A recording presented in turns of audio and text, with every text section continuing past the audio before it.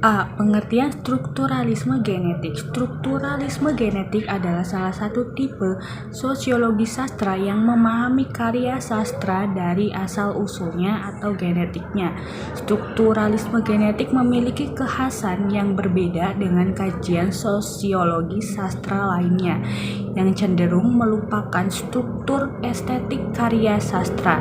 Strukturalisme genetik berangkat dari struktur karya sastra yang dipahami dalam hubungannya dengan struktur masyarakat dan pandangan dunia yang melahirkannya. Pendekatan strukturalisme genetik dicetuskan oleh Lucien Goldman, seorang ahli sastra Prancis. Pendekatan ini merupakan satu-satunya pendekatan yang mampu merekonstruksi pandangan dunia pengarang. B. Konsep-konsep strukturalisme genetik. 1. Konsep fakta kemanusiaan. Fakta kemanusiaan adalah segala hasil aktivitas atau perilaku manusia, baik yang verbal maupun fisik, yang berusaha dipahami oleh pengetahuan. Damono berpendapat, untuk menelaah fakta-fakta kemanusiaan, baik dalam strukturnya yang esensial maupun dalam kenyataannya yang konkret, membutuhkan suatu metode yang serentak bersifat sosiologis dan historis. Dengan fakta kemanusiaan dapat diketahui bahwa sastra merupakan cermin dari berbagai segi struktur sosial maupun hubungan kekeluargaan. Yang kedua adalah konsep subjek kolektif.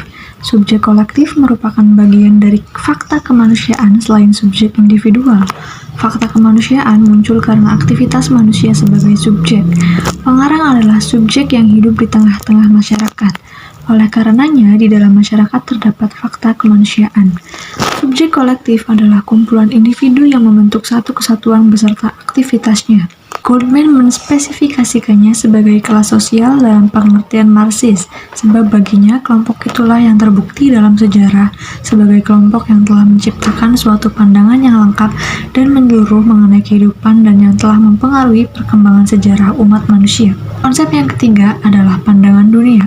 Goldman juga mengembangkan konsep mengenai pandangan dunia yang dapat terwujud dalam karya sastra dan filsafat. Menurutnya, struktur kategoris yang merupakan kompleks menyeluruh gagasan, aspirasi, dan perasaan yang menghubungkan secara bersama anggota kelompok sosial tertentu dan mempertentangkannya dengan kelompok sosial yang lain disebut pandangan dunia.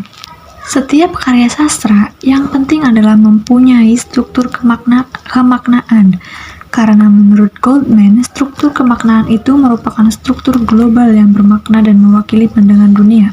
Pada gilirannya, pandangan dunia itulah yang menghubungkan karya sastra dengan kehidupan masyarakat. Latar belakang sejarah, zaman, dan sosial masyarakat turut mengkondisikan terciptanya karya sastra baik dari segi isi atau segi bentuk dan strukturnya. Hal ini disebabkan oleh kenyataan bahwa pandangan dunia itu sendiri oleh strukturalisme genetik dipandang sebagai produk dari hubungan antara kelompok sosial yang memilikinya dengan situasi sosial dan ekonomi pada saat tertentu. B. Konsep-konsep strukturalisme genetik. Konsep genetik struktural. Teori strukturalisme genetik adalah salah satu cabang sosiologi sastra yang memberi perhatian kepada perpaduan struktur teks, konteks sosial, dan pandangan dunia pengarang. Perhatian strukturalisme genetik tidak hanya pada unsur-unsur intrinsik karya sastra, tetapi juga pada keterkaitan karya sastra dan unsur genetiknya yang pengarang dan sejarah. Teori strukturalisme genetik bermula dari 3 fundamental perilaku manusia yang merupakan hakikat hubungan manusia dengan lingkungannya. 3 ciri itu adalah yang pertama, adanya kecenderungan manusia menyesuaikan diri terhadap realitas lingkungannya sehingga sifat hubungan tersebut rasional dan bermakna. Yang kedua, adanya kecenderungan terhadap konsisten menyeluruh pada penciptaan bentuk-bentuk struktural. Yang ketiga, adanya sifat dinamik, misalnya kecenderungan mengubah dan mengembangkan struktur tersebut. Pemahaman karya sastra yang didasarkan pendekatan strukturalisme genetik tidak mungkin dilakukan tanpa pertimbangan faktor-faktor sosial yang melahirkannya. Sebab faktor-faktor tersebut memberi kepaduan pada struktur karya sastra. Faktor-faktor sosial itu adalah norma-norma atau nilai-nilai yang diambil dari masyarakat yang sudah dibingkai menurut fakta dalam struktur sosial. Konsep pandangan dunia pengarang. Goldman menyampaikan bahwa pandangan dunia, worldview, merupakan sesuatu pemahaman total terhadap dunia dengan segala kerumitan dan keutuhannya. Pandangan dunia itu oleh strukturalisme genetik dipandang sebagai produk hubungan antara kelompok sosial yang memilikinya dengan situasi sosial dan ekonomi pada saat tertentu. Goldman mengisyaratkan bahwa analisis yang dilakukan bukan terletak pada isi atau konten, melainkan lebih pada struktur. Dari struktur cerita itu kemudian dicarilah jaringan-jaringan yang membentuk kesatuan. Menurut Goldman, pandangan dunia tidak lahir secara tiba-tiba. Menurutnya, karya sastra sebagai produk penstruktur pandangan dunia sehingga cenderung membentuk struktur yang koheren dan sebagai produk interaksi antara subjek kolektif dengan situasi sekitarnya. Pandangan dunia menghubungkan karya sastra dengan kehidupan masyarakat yang memiliki situasi dan ekonomi pada saat tertentu sehingga terwujud perpaduan antara struktur dalam teks karya sastra dengan struktur konteksnya yang disebut struktur global. 6. Konsep pemahaman penjelasan. Metode dialektik mengembangkan dua konsep, yaitu pemahaman penjelasan dan keseluruhan bagian. Pemahaman adalah pendeskripsian struktur objek yang dipelajari, sedangkan penjelasan adalah usaha membangun ke dalam struktur yang lebih besar. Menurut Goldman 1999.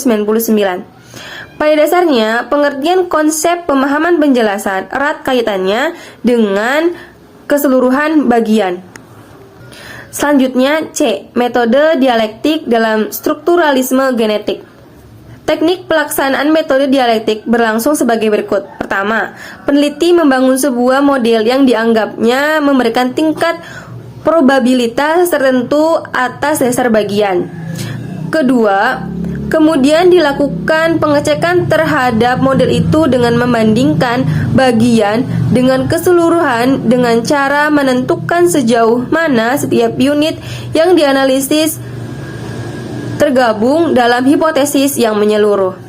Kemudian menentukan daftar elemen-elemen dan hubungan-hubungan baru yang tidak dilengkapi dalam model semula. Selanjutnya, menentukan frekuensi elemen-elemen dan hubungan-hubungan yang dilengkapinya dalam model yang sudah dicek itu. Goldman mengembangkan suatu metode yang disebut dialektika. Goldman memperkenalkan metode penelitiannya sebagai berikut. Yang pertama, penelitian terhadap karya sastra dilihat sebagai suatu kesatuan. Kedua, karya sastra yang dianalisisnya hanya karya sastra yang mengandung hubungan antara keragaman dan kesatuan dalam suatu keseluruhan yang padat. Dan yang ketiga, jika satuan telah ditentukan, kemudian dianalisis hubungannya dengan latar belakang sosial. D. Unsur internal dan eksternal. Teks menurut strukturalisme genetik.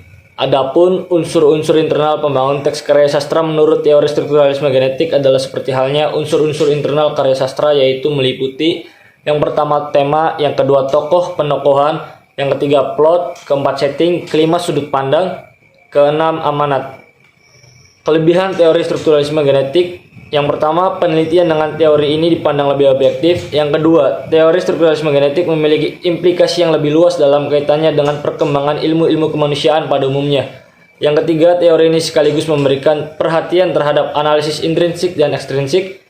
Pengembangan mengenai strukturnya saja, melainkan dilanjutkan hingga mencapai pengetahuan mengenai artinya. Yang kelima, teori strukturalisme genetik mencakup segala bidangnya, mencakup fenomena sosial kemanusiaan. Kekurangan teori strukturalisme genetik. Yang pertama, memerlukan pemahaman yang mendalam, ketelitian dan kepekaan dalam menganalisis unsur ekstrinsik karya sastra. Yang kedua, teori strukturalisme genetik masih ditopang oleh beberapa konsep canggih yang tidak dimiliki oleh teori sosial lain, seperti simetri atau homologi kelas-kelas sosial dan pandangan dunia. Yang ketiga, melalui bantuan beberapa konsep canggih tersebut dalam proses penelitian, identifikasi terhadapnya memerlukan penelitian yang seksama. Mungkin segitu saja pemaparan dari kelompok kami. Terima kasih, kurang lebihnya mohon maaf.